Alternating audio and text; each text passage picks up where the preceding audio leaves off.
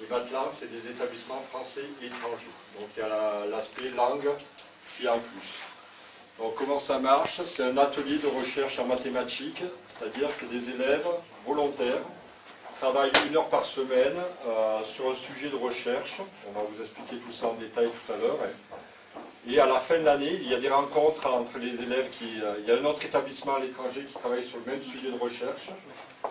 Et il y a des rencontres entre ces élèves-là, soit par vidéoconférence, soit des rencontres physiques.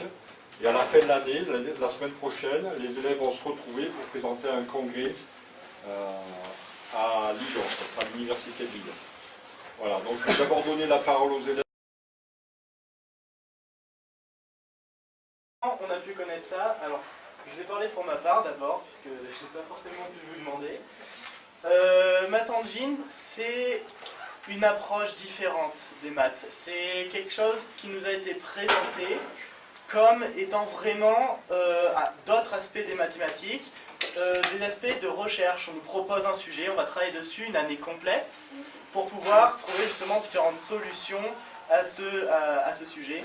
Et pour ma part, c'est vraiment dans cette idée que j'ai décidé de, comme vous l'avez dit, prendre 1 heure de plus dans mon emploi du temps, même si cela est intégré à nos AP, pour venir rechercher, pour venir avoir cette approche différente des maths, cette approche plus matérielle peut-être, de prise en main réelle d'un sujet, avec vraiment un suivi tout au long d'une année, avec ce qui change vraiment par rapport aux cours, si on peut le dire, c'est les cours, vous allez être à... Les AP, déjà j'apprécie beaucoup les maths, et puis c'est vraiment différent par rapport à ce qu'on fait en cours, et c'est ça que j'aime bien, je préfère dans l'atelier.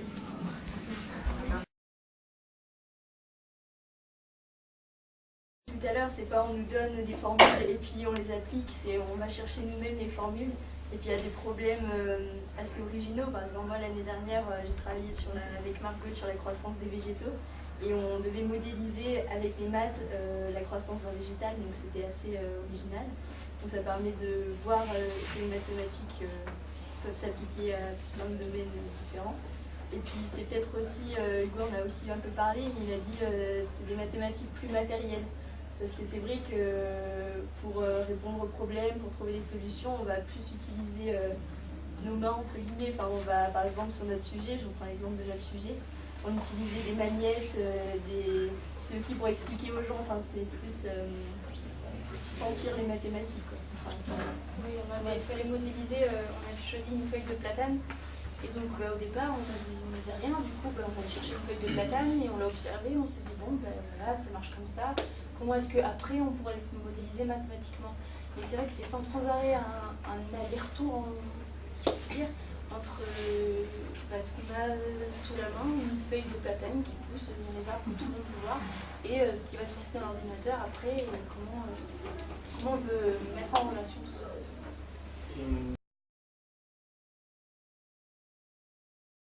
Concernant l'orientation après le lycée, est-ce que le fait de faire des ateliers comme ça, de travailler dans le cadre de l'Union européenne, disons d'avoir vu un peu comment organiser un voyage, enfin des compétences un peu nouvelles, est-ce que ça change l'idée de l'orientation? Est-ce que le fait d'avoir fait Math Engine, enfin Mathlan, vous avez changé d'avis sur ce que vous vouliez faire après le bac ou peut-être plus tard?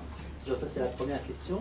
Et la deuxième question, qui est connexe, le fait de rencontrer des chercheurs, des gens de l'université, des chercheurs professionnels, et travailler comme ça avec des gens qui, bon là, c'est des chercheurs en mathématiques, est-ce que ça vous attire vers l'enseignement, enfin, est-ce que les métiers de la recherche, l'enseignement vous attire, ou au contraire, vous dites, non, c'est sûr que je ne ferai pas chercheur.